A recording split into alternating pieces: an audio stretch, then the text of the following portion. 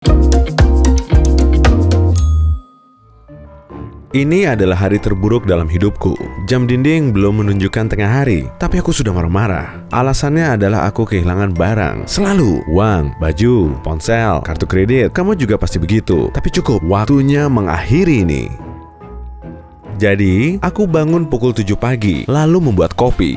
Teriakan bosku masih terngiang. Dia memarahiku kemarin karena laporan keuangan yang hilang. Kopi sudah siap, dan pada saat itu, bank menelepon. Mereka mengingatkanku akan cicilan pinjaman untuk apartemenku. Tapi masalah sesungguhnya dimulai begitu kubuka lemari. Aku tak bisa menemukan kemeja putih yang selalu kupakai kerja. Kuperiksa keranjang cucian kotor, di lemari lain, di sofa. Kemeja itu benar-benar hilang. Jadi, aku memakai kemeja pantai. Lalu, aku tak bisa menemukan kaos kakiku. Sebelah lebih tepatnya, aku membuka laci, melihat ke bawah kasur. Aku memeriksa di kamar mandi, di dapur, di kursi, di dalam saku celana jeansku. Sepertinya kaos kakiku bertengkar dan berpisah selamanya. Sebentar lagi pukul 8, dan aku bahkan belum siap. Untungnya, ada kaos kaki cadangan, tapi salah satunya berlubang. Tak apalah, lagi pula aku pakai sepatu. Aku berkemas dan siap pergi. Astaga, di mana kunciku? Ku obrak-abrik apartemenku selama kurang dari 2 menit, lalu menyadari aku memegang kunciku selama ini. Aku sudah terlambat 10 menit, jadi aku harus memesan taksi. Tapi aku butuh ponsel. Jadi di mana ponselku? Tadi ada bank menelepon. Lalu ku taruh di mana? Aku mulai mencarinya di dapur, di tempat sampah, di lemari dapur, di mesin pencuci piring, dan bahkan di kulkas. Butuh waktu 10 menit untuk akhirnya menyadari ponselku ada di meja. Terlihat jelas. Kok bisa sih?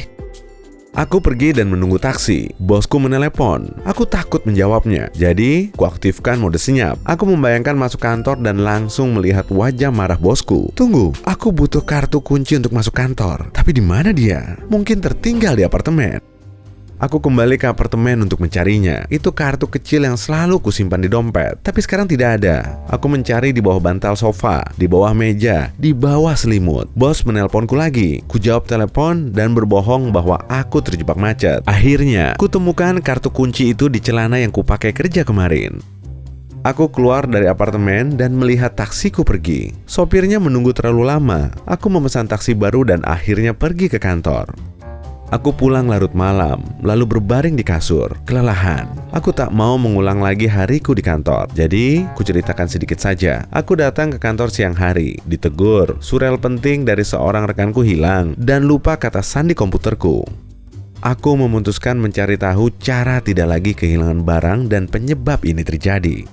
Hal pertama yang kutemukan adalah aku bukan satu-satunya. Banyak orang sering kehilangan sesuatu. Menurut satu penelitian, rata-rata orang kehilangan barang 5-9 kali sehari. Dan kita menghabiskan hampir setengah tahun hidup kita mencari barang yang hilang. Kurasa aku menghabiskan lebih dari setengah hidupku. Jadi, inilah trik yang kudapat. 1. Pikirkan barang yang hilang sebelum tidur. Bayangkan detailnya. Ingat kejadian yang berhubungan dengan barang ini. Dengan begitu, kamu memprogram otak untuk mencari barang ini. Dan kamu bisa melihat simbol atau pengingat dari bawah sadar saat tidur. Tips ini bisa membawamu pada barang yang hilang keesokan paginya. Misalnya, kamu bermimpi tentang bunga anggrek atau aster. Gambar bunga ini dicetak di kaleng pengharum ruangan. Jadi, arlojimu yang hilang mungkin ada di rak di samping pengharum ruangan. 2. Berteman dengan barang. Jika benda yang sama sering hilang, seperti kunci atau kartu kredit, ciptakan perasaan terhadap barang ini. Pasang gantungan kunci keren atau taruh kartu kredit di dompet baru yang cantik. Kita akan lebih hati-hati dengan barang yang kita suka. 3. Bertanggung jawab. Otak takut dan tak mau melakukannya karena bertanggung jawab atas tindakanmu membuat stres. Misalnya, dokumen penting atau flash disk di kantor hilang. Kamu mungkin berpikir ada yang mengambil atau mencurinya. Kamu menyalahkan semua orang, kecuali dirimu. Jangan salahkan orang lain. Akui bahwa itu salahmu dan bertanggung jawablah. Jika kita sadar dengan kelinglungan kita, makin mudah kita menyingkirkan itu dan mengendalikan hidup kita. 4. Trik psikologis. Seringkali kita tak bisa menemukan barang karena panik, seolah barang itu tidak mungkin ada di dekat kita. Penting untuk dipahami bahwa barang yang hilang itu berada di dekat kita. Jadi, tetaplah tenang dan kamu akan lebih mudah menemukannya. Selain itu, kamu bisa bayangkan garis tipis menghubungkanmu dengan barang yang hilang itu. Intuisi mungkin akan membantumu mengikuti garis ini dengan benar. 5. Latih ingatan dan perhatianmu.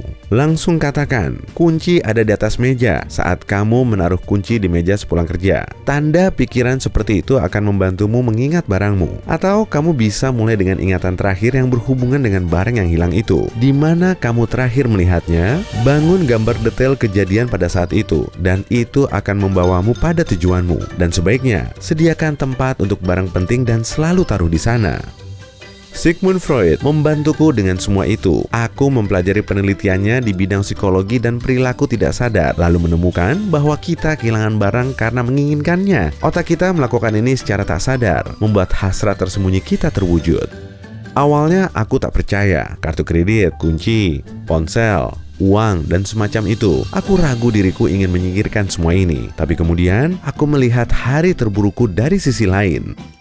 Aku sadar aku tak mau pergi kerja begitu membuka mata pagi itu. Otakku berkata, baik, aku akan membantumu. Otak menghapus ingatan akan tempatku menaruh kemeja kerja, kaos kaki, kartu kunci, bahkan menyembunyikan kunci di tanganku. Otak menghilangkan barang ini agar aku tak bisa pergi. Kelinglunganku di kantor, konflik dengan bosku. Ini adalah sinyal dari otak bahwa aku harus pergi dari sana dan melakukan hal lain.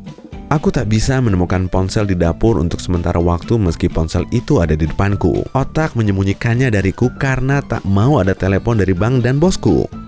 Ini terjadi saat seseorang bertengkar dengan anggota keluarganya, lalu tak bisa menemukan kunci. Ini karena otak ingin sendiri dan tak mau kembali ke tempat konflik terjadi. Kartu kredit yang hilang berhubungan dengan uang bank yang harus kita kembalikan. Otak tak mau berurusan dengan utang dan pinjaman. Semua barang yang hilang ini adalah petunjuk dari otak bahwa kamu harus mengubah hidupmu menjadi lebih baik.